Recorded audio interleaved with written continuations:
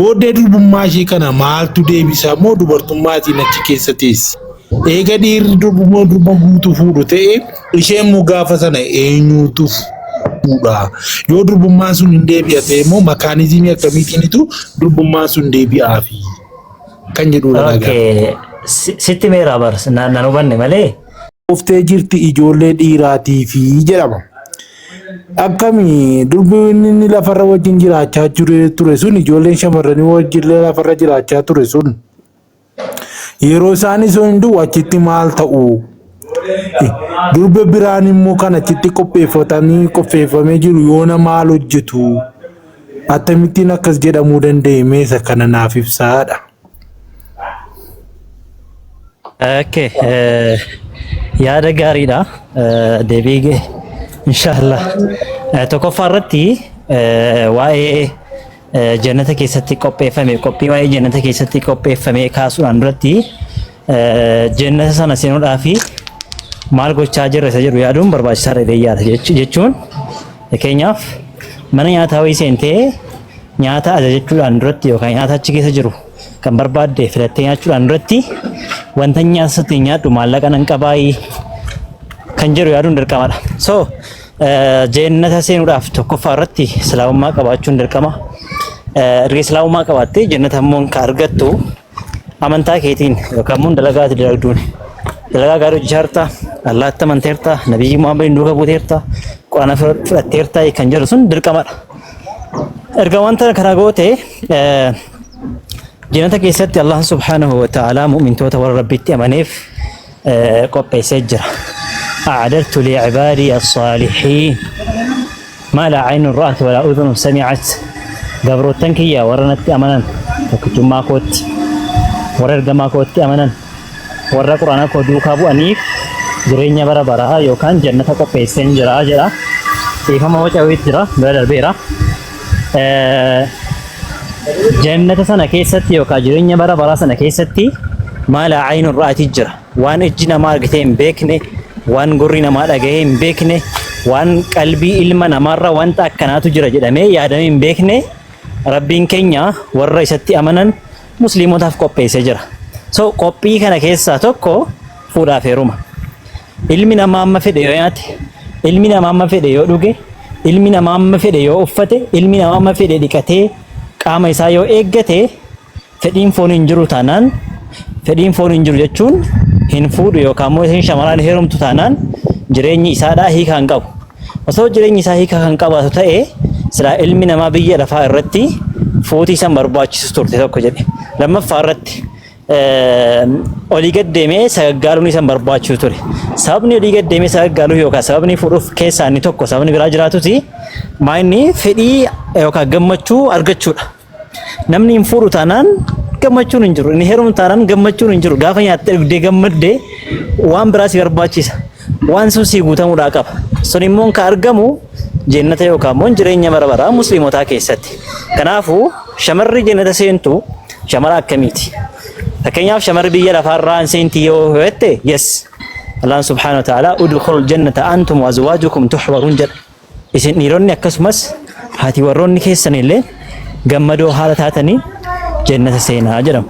Kanaafuu akka islaamummaatti shamarran keenya yoo dalagaa gaarii hojjette isheen biyya lafaatti wajjin jirtu dalagaa gaarii hojjette isuma wajjiniin islaamummaa irratti jiraatte islaamummaa irratti yoo duute atis akkasuma yoo taate isin lachuu jannata galtu. Garuu osoo wajjin jiraattanu yookaan yoo isheen adda baate yookaan immoo jechuun ati islaamummaa dhiiftee karaa biraa yoo deemte ati warraa kee immoo islaamummaa irratti yoo duute ati kan jannataa hin taatu isheen kan jannataa taati. Akkuma kana ati hojjaa gaarii irratti bobbaate isheen hojjaa hamaa irratti bobbaate yoo ta'e ati kan jannataa ta'e isheen kan jannataa miti. So kanaafuu Allah subhanahu wa ta'ala asuma warra biyya lafaa irratti jiran lachuu isaanii yoo muslima ta'an jannata hin seenu. Jannata keessatti immoo durbi shamarri tokkos hural aynii jedhamee warra keessatti qopheeffamantu jiru. So isaanis dhiira sanaaf hin kennamu. Shamarri sun garuu durbummaa qabdi. Addunyaa irratti baratama durbummaa qabdu fuutamoo kan durbummaa hin qabne fuutatoo siin jedhanii filmaanni kan kee kan durbummaa qabdudha. Malee kan durbummaa hin qabne hin filattu yaada I think. So kanaafuu durbummaan maal akka ta'e waa'ee durbummaa nama waan sanaa beekutu bakka guddaa laataaf waan ta'eef yaada kee argadheera.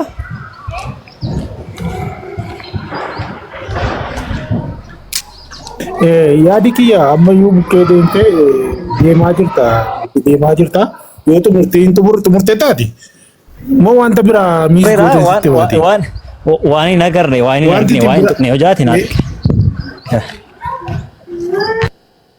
qabatanii kan jiran hinduu gara jireenya bara baraa eega lafarratti gaa'ela qabatanii booda durbummaa isaanii hin dhabu. Gaafa du'anii jireenya bara baraa argatan sana durbummaan isaanii haaraa deebi'aaf moo dhiirri lafarratti isaan fuudhe suni durbummaa biraa barbaachatu warra achitti qopheeffaman fuudhaadha. Eega warra achitti qopheeffaman fuudha ta'ee warri shamarranii addanatti durbummaa isaanii dhabanii dubartummaatiin achi keessa taa'anii dhiira biraatti heerumu moo akkamii inni kuni? Okay. Ilmi namaa fakkeenyaaf biyya lafaa kanarra gaafa jiraattu namni daa'imummaadhaan du'u jiraachuu danda'a. Namni umrii dargaggeessaa irratti du'u jiraachuu danda'a. Namni umrii gaheessummaa irratti, namni dulloomee du'u jiraachuu danda'a. Shamarra keessaas dhiira keessaas. So kana jechuun warri musliima ta'anii dulloomanii du'anii jireenya bara baraalleen dulloomanii seenu jechuudha miti. Warri daa'imummaadhaan du'anii jireenya bara baraa seenanii akkasumas seenu jechuudha miti. Warri umrii 15 wantoota akkasii keessatti du'an illeen haaluma sanaan du'anii jireenya bara baraa seenu jechuu osoo hin taane Allah subhanahu wa ta'ala jireenya bara baraa gaafa nama galchu ishee dulloomte isa dulloomes hunda isaaniiyyuu umrii ga'eessummaa irratti kana jechuun umrii ga'eessummaa irratti ishee illeen dargaggeettii taate innis dargaggeessa ta'eetu jireenya bara baraa seena achitti illeen bifuma dargaggummaatiin wal fuudhu malee dulloomtee homaa miti kan wal fuutu ishee. Kanaafuu isheenis durbummaan ishee siin deebi'a. Kana jechuun dulloomtee miti kan jannata seentu. So Allah subhanahu wa ta'ala ilma namaa kana hundayyuu umrii ga'eessummaa irratti isaan kaaseetu jannata isaan galchaa. So inni jireenya biyya lafaa kun ni jijjiirama jechuudha. Inni asirratti jiraachaa deemte kuni hin jijjiirama. Sun jireenya haaraa ta'a. Akka kanatti hubadhu.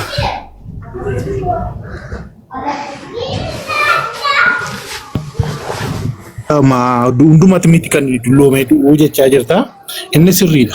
Fakkeenyaaf namni waggaa 21 shamarra waggaa 21 waggaa 18tti heerumtee abbaa manaa isheetiif durbummaa kennite yookiinis akka tasaa waggaa 15tti daffaramtee irraa fudhatamee jennu sedanilii duuti mooti. Namni gaafa du'u jaarsa ta'ee kan du'u jira, umrii waggaa 18, umrii waggaa 15 kan du'u jira. Jarri kun hundi isaaniiyyuu umrii ga'eessummaa irratti jireenya bara baraa seenu. Kana jechuun already jijjiiramaniiru jechuudha. Argitee foon keenya biyya lafaatti qabattee deemte kun maal ta'an jijjiirama. Dulloomtee yoo tuute maal taata waxxaatii taata jechuudha. Qeerroo taatee seenta. Qeerroo sanayyuu qeerroo lallaaftoo homaa miti. Beektaa qeerroo jabaa dargaggeessa jabaa hama isa humna qabu. Qo'e takka isa humna qabu isa waa hunda hojjechuu danda'u taateetu jenna seenta. Shamarrillee akkuma kana dulloomtee miti kan jenna seentu. Dulloomtee duutus dargaggeettii qarree jabduu taateetu jireenya seenti.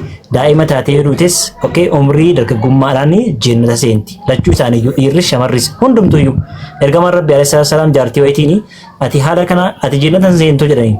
Gaafa kana jaartiin booche.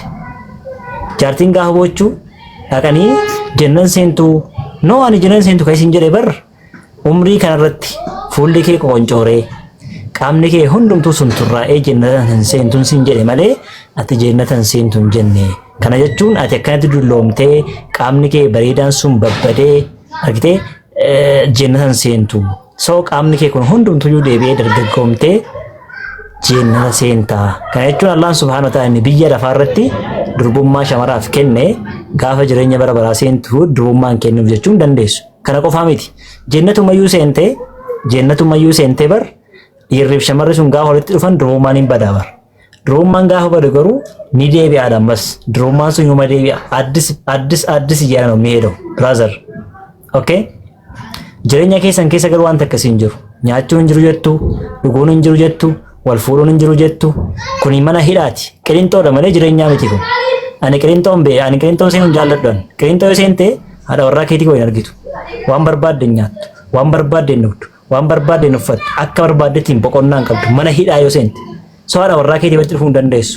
Jireenya keessan jechuun jireenya qiriinxoo jechuudha bara. Ani immoo jireenya akkasii hin barbaadu obboleessa koo.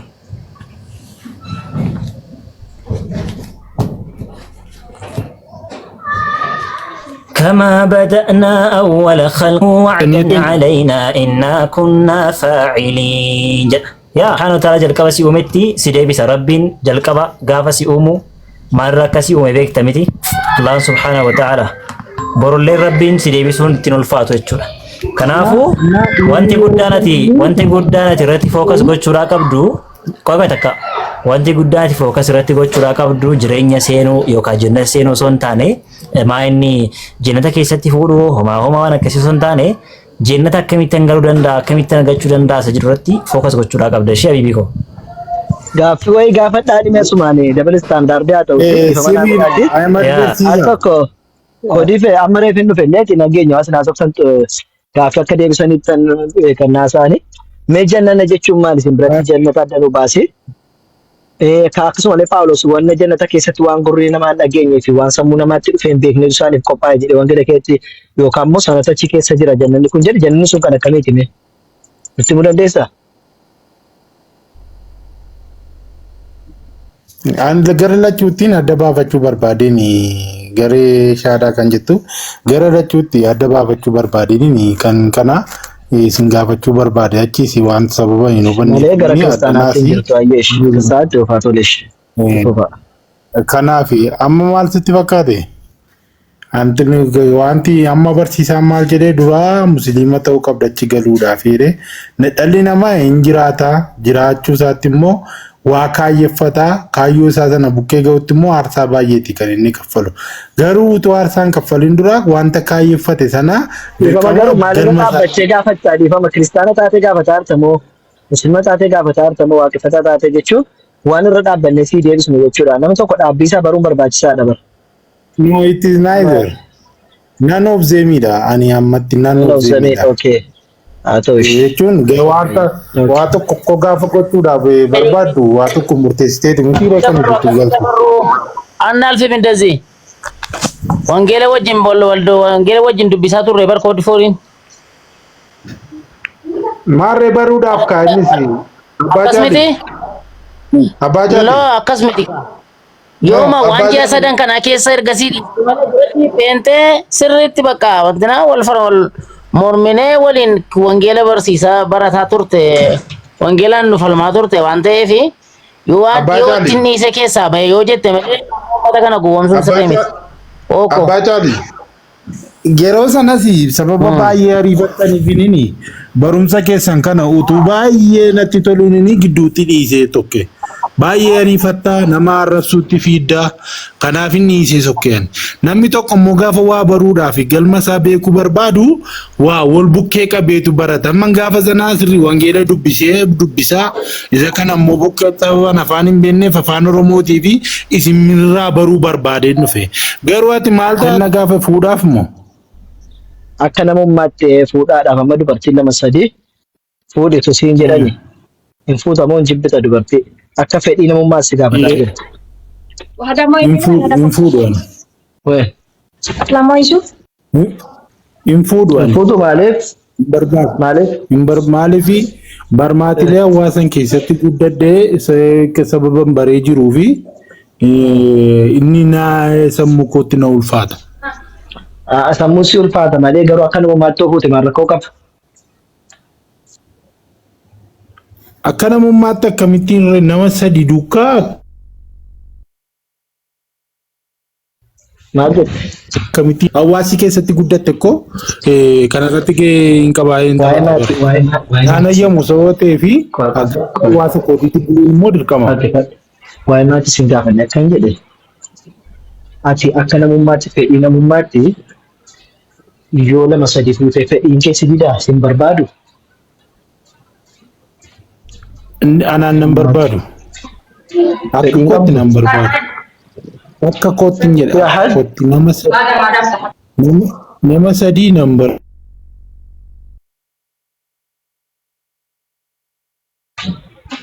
Fedhiin qabdu ati. barbaadu. Fedhii qabda moo hin qabdu? Fedhii qaba. Fedhii qaba. Innaa fedhii qabaatiin Fedhii koo barbaadu sanaaf immoo dhabaame. shamarri tokko gahaadha. Qo'eeka.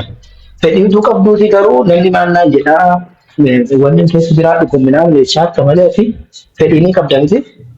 Fedhii ati qabdu sun waaqayyo immoo yoo ati No, ati durba sadii jette, durba sadii sababa jetteefini isa. sadii afuris eessuma sidaatu jira dubara sadii afur fuute inni jibbitaa hin jedhan. Eeyyee nan jibbaa akka kotteen. Acha akka bulbula kaasadii. Eesh.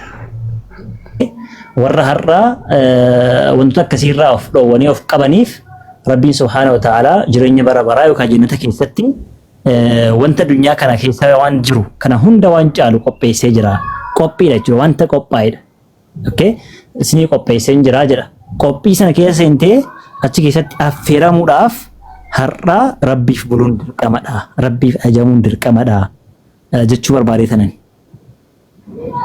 Yaadi kee sirriidha. Amma maaltu fakkaate silas isa kana siinti naasaa deennaan gidduutti garee shaadaan jedhu galee.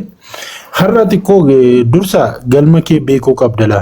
Hin geenye yoo ta'e galma kee beekteetu galma kee sana bukkee ga'uudhaaf immoo aarsaa kaffalamuudhaaf malu kaffalta. Ani immoo maalin barbaade galma sanan dura baruu barbaade aarsaa jiru kaffaluudhaaf galma sanan baruu barbaade ni ani. Atillee addanuma jammariitii siruu turtii keessa bukkee keessa hin agartaa jechaa jirtanii ani garuu dursee baree itti amanee waan aarsaa kaffaluu malu kaffaleetti seenuu barbaadeen.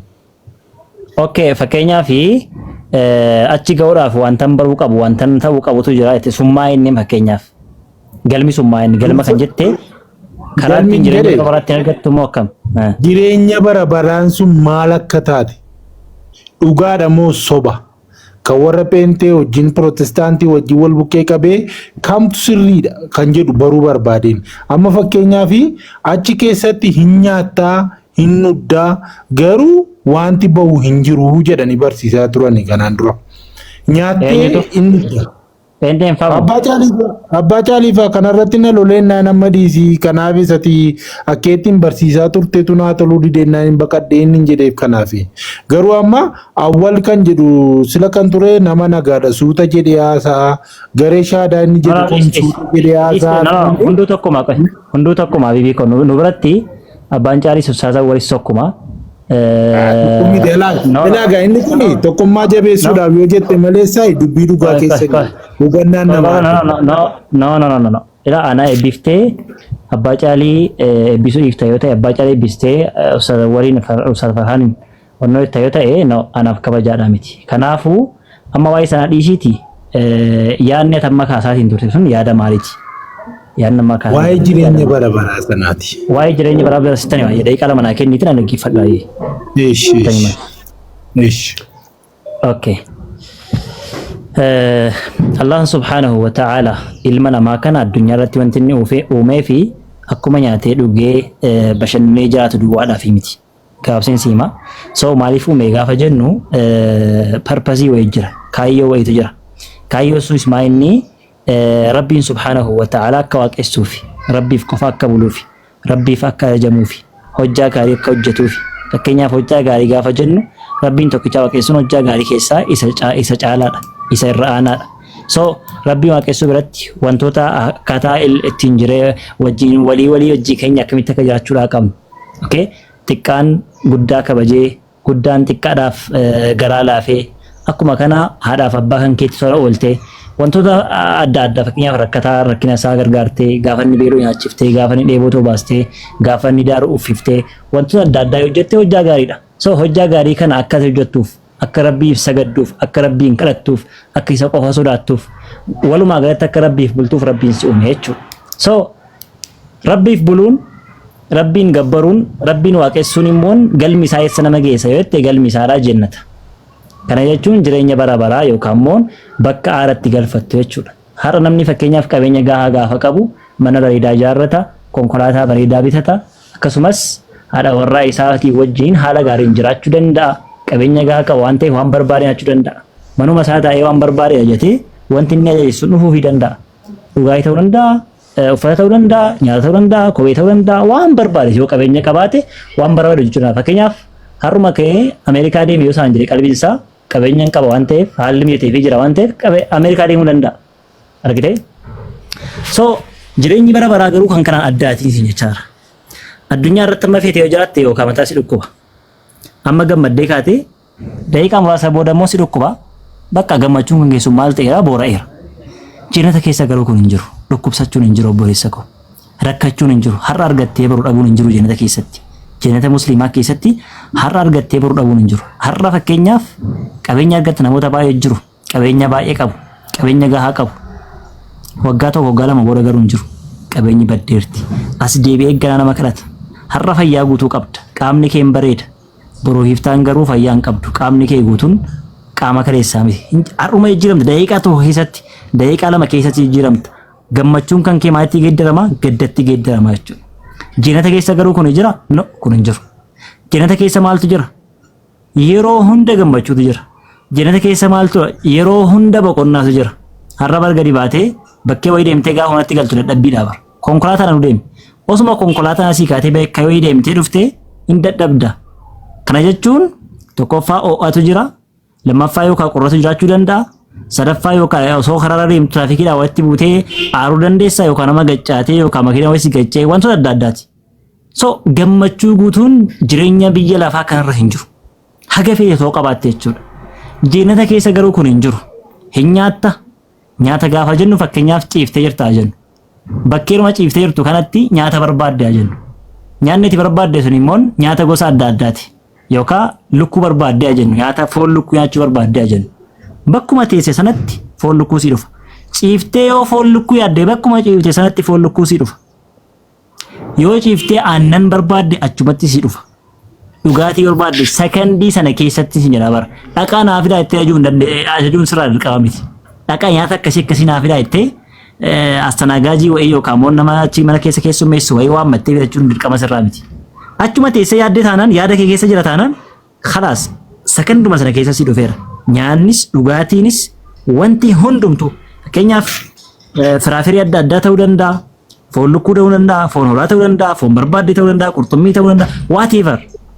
የፈለግከው ነገር አለ فيها معني وفيها ما تشتهيه الأنفس وتلذ الأعين وأنتم فيها خالدون جنة بربرا يوكا جرين بربرا كيستي مال تجرا جمتشو دانغا إنك أمن تجرا وان برباد تجرا وان برباد بر يا سلام يا سلام جرين ورك كريستيانوتا كيس وانتي برباد جرا انجرو أنا ما فكينياف وانين برباد أرغا چودن دا أوسون جريني يلم erga wanti barbaadde wanti ati barbaadde hin argamu ta'e wanti si gammachiisu hin jiru erga ta'e jireenya maali ta'e suni mana hidhaati malee karchalleedha malee hay argitee mee karchallee keessa bar wanti ati barbaadde kan hin jirre karchallee keessatti namni karchalleetti hidhamee haadha warraa isaa wajjin wal gojiraay waggaa 20 tositti murteeffame maali waa'ee karchallee maal goota waa'ee jireenya bara baraa natti murteeffame sitti maan jira qoy jireenya bara baraa hunda si baasaa jira bar amma karchallee osoo dhaqxe waggaa 20 tositti murteessani waggaa 20 keessatti haadha warraa jaallattu adda baate haati warraa kan kee dhuftee maskootii irraan silaaltee nagaasin jettee sirraa deemti osoo jaallattuuni argitee gaafa isheen sirraa deemtu hin boocha isheen illee sirraa gaafa deemtu boo'aa deemti ijoollee kan kee seera maal dubbisuu hin dandeessu kuni jireenyaa miti kuni mana hidhaati jireenya kiristaanotaa keessa garuu waan akkasii hin jiru. Fuudhuu heerumuun hin jiru. Nyaachuu dhuguun hin jiru. Jireenyi yeellam. Bakka mana hidhaa galte mana hidhaan barbaadu obboleessa koo jireenya bara baraan barbaada. Kanaafuu kiristaanonni isaa ta'u atis haa ta'u abbaan barbaadan jireenya isaa waan barbaadan keessatti argattan sana hawwuu qabdu malee jireenya isaa mana hidhaa waan ati barbaadde keessatti hin argamne hawwuudhaan hin qabdanii. Kanaafuu jannata musliimaa keessa nyaattan dhugdaa hin fincooftu. Namni nyaatee dhugee akkamitti erga hin fincoofne namni nyaatee dhugee erga hin fincoofne erga wanti balfi erga sarraan baane qofaan hin jiru furrii baafachuun hin jiru shamarri gaafa ji'a marsaa laguu wanti jedhamu qoshaashaa wanta akkasii yeellam baruma baraan abbaa koo boqonnaa baruma baraan urgaa'uu dhaka yaa salaam har'a bar gaafa fakkeenyaaf amma shaaworii galtee kaatee shaaworii dhageeffadhu boo shaaworii galtee kaatee gaafa oo'ii wayisitti oo'uu qaamni kee namni mani qattee kaate kun xuraa'amuma kana ajoofta bar. Maa beekamaadha miti hunda keenyatu jiramee beeka miti. Ammuma kana bar. Jannata keessa waan takka hin jiru. Argitee? So isuma nyaatti isuma dhugdu kanatu bifa dafqaatiin sirraa ba'a. Bifa dafqaatiin wanti sirraa ba'u kun dafqii kan hin xiraa no dafqii irratti dafqisu kun hin xirooftaa bar. Gaafa si dafqisiisee si fuursisu hin ajooftaa nama bira jiru dhaabbachuun saalfatta namni maal laan jedhaa jetta. Sun garuu waan takka hin jiru. Urgaan isaa urgaa akkaan qalbii nama hawwatu akkasiitu jira. Bifa akkasiin sirraa ba'a. Jannani muslimaa jannata akka kanaati. Achi keessatti daa'imman babbareedoo jiru. Daa'imman atuufu alayhim wildaanun mukhalladun.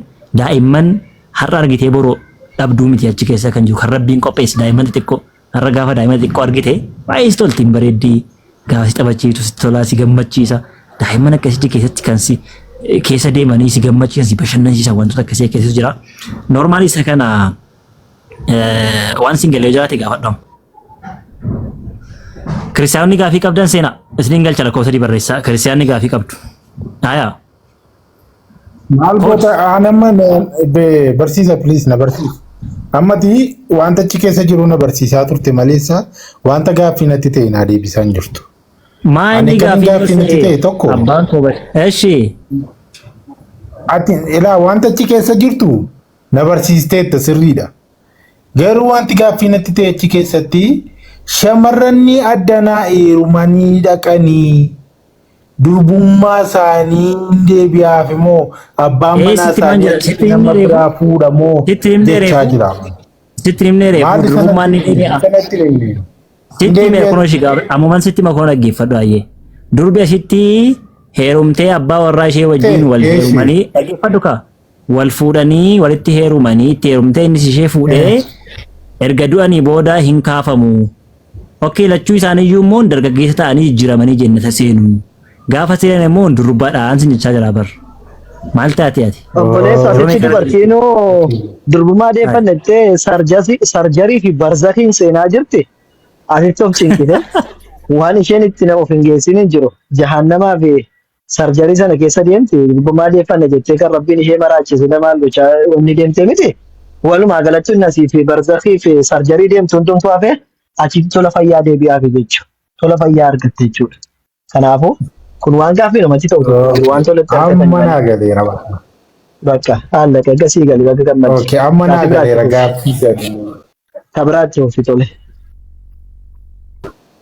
Kana jechuun silaa maal jedhee Ahmad barsiisaanii dhiirri kamiyyuu yeroo achitti dubbummaadhuma fudhata. Kana jechuun shamarranii fi jannatti iddootti gidiraa arganiidha achitti iddootti gammadan miti jechuudha. Maaliif yeroo dubbummaan badu gidiraa argite taanaan eenyutu heerume jedheerre gidiraa argite eenyutu heerume jedheen kaadda fachaa teessu. Gidiraa argina amma akka ishee qereqqeree fiddee heerumaa jirti har'a dubartiin natti himi haati kee dirqaan heerumte abbaa eegee. Isa jireenya bara baraan jechaa jira bar. Isa jireenya keessatti barteeti. Dubartiin akka isheen gidiraa argitu isatti barteeti. Maan kee gidiraa arguudhaaf heerumte abbaa eegee.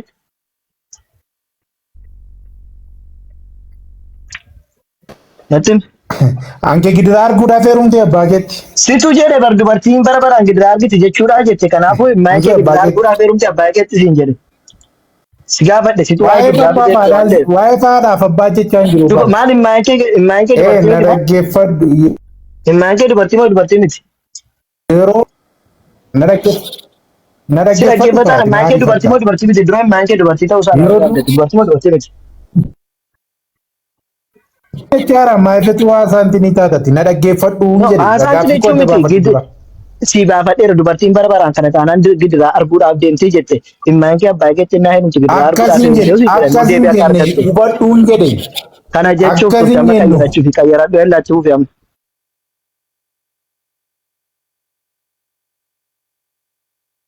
Hubadhu